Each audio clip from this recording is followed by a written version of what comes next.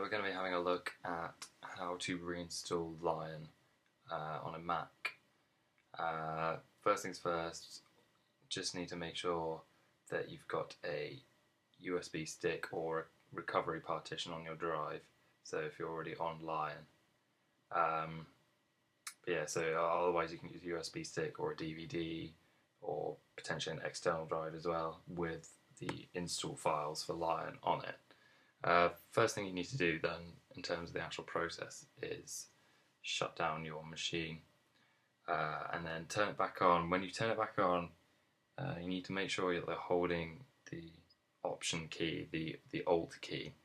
It should take you to this screen here, and then you need to choose the option on the right, the Mac OS X it will be called if you've followed the tutorial that we're going to have up for making a USB drive to reinstall Lion.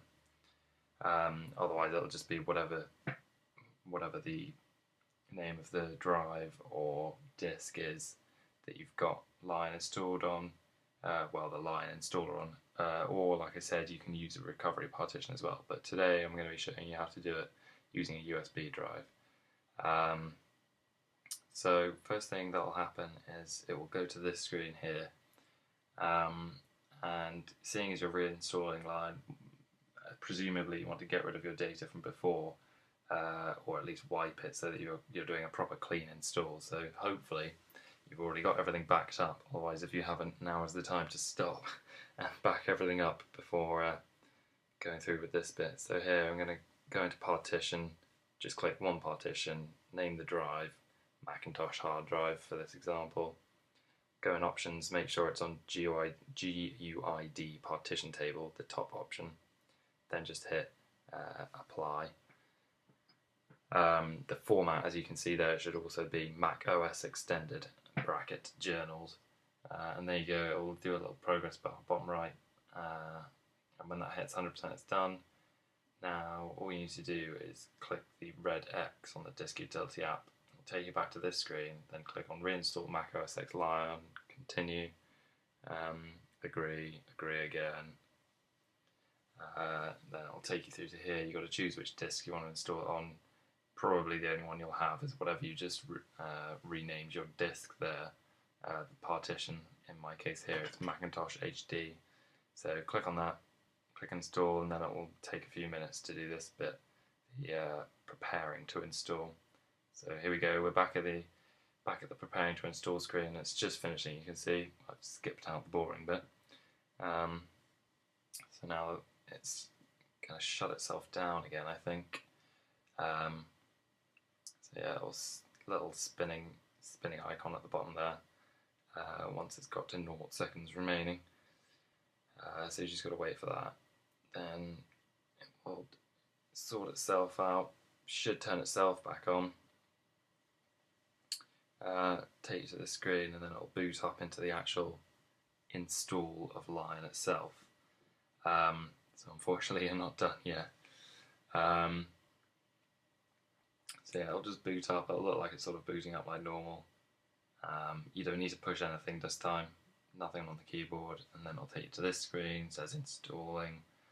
It says it's installing it to disk. 20 to 25 minutes I think it normally takes, depending on what disks you've got, as in what USB drive, what drive you're installing it to. So again, I'm going to skip out the boring bit of this install. I'm not going to sit here and make you wait with me for the full 20 odd minutes for it to install. But yeah, so you should be looking at about 20 minutes for the install. So here you go, skip to the end. It's just finishing up the install. Say it's complete, and then it will either restart itself in 10 seconds, or you can manually tell it to restart if you can't find yourself waiting those 10 seconds. So it'll go to this screen and then just restart itself. So again, you've got to wait for it to boot up. I'll boot up this time, and this time it should go to the actual sort of setting up screen now that everything is actually installed. From here, it's pretty much plain sailing. You've done the sort of the main legwork or it's done itself really. You've just set it off in the right direction. So yeah, it'll spin up and sort of look like it's booting up as normal again. So you just need to wait for a bit. There you go, just about to load. Then, oh, look, there you go, trackpad saying it's connecting. So you've got to make sure you've got a keyboard and trackpad or mouse connected, one of the two, so that you can actually continue on this bit, the install. So here it's just asking you to choose what region you're in, what country. So I'm in the United Kingdom, so I'm going to click that. Then choose the keyboard layout, same sort of thing as you're used to. Here this is just about if you've got any information you want to transfer over. I'm not going to, but you can if you want to, and use the migration assistant. Then here, if you've already got an Apple ID, then put in the password. If not, like it says in the instructions there, you just click continue and set one up later. So this will connect to Apple quickly using the internet connection. Mine already had an Ethernet cable plugged in, so it's sort of hardwired to my router. But I think if it's not hardwired, then you get the option to use set up your wireless beforehand, so it can connect to Apple and all these sorts of things. Then here you go, creating your computer account. On this bit, if you put in your full name, password, etc. The account name, though, this, as it says, this will be used as the name for your home folder and can't be changed. So whatever you want your home folder to be called, put that as your name. So probably something quite sensible and normal there. Although having a full name there, maybe not ideal either, because it'll be quite long. Anytime you want to use that directory, it'll be a bit of a hassle to write out your full name. But yeah, so again, once you've done all that, it'll connect to Apple again when you've hit continue, and you get a little option to take a snapshot of yourself if you want, or if you prefer, as I'm going to, you can choose to use one of the stock photos from the library that Apple provides. I'm just going to choose this penguin. Click continue, and then here there's just a little demonstration of how the scrolling works in Lion as default. So you scroll down to the bottom of that, click continue.